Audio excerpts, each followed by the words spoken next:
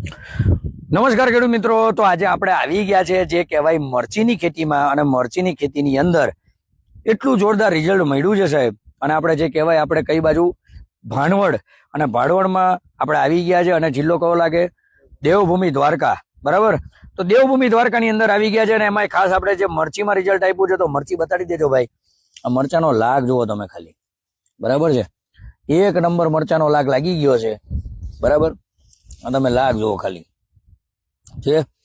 અને મેન પાછું શું છે, અંદર ખુમાસ વાળા પત્તા છે, પાછા ખુમાસ વાળા જોઈ લ્યો છે. કોઈ જાતનો પ્રશ્ન જોવા મળતો નથી તમને. બરાબર, અને મરચાની ક્વોલિટી પણ તમ તારે આમ જુઓ, એક નંબર મરચું છે. ડીટીઆમાં સાહેબ કોઈ જાતનો પ્રશ્ન દેખાતો નથી, કોઈ છારી બારી કોઈ જાતનો પ્રશ્ન છે નહીં. અને એક નહીં, લાગટ અત્યારે મરચું છે. બરાબર, તમે બતાડી દેવો.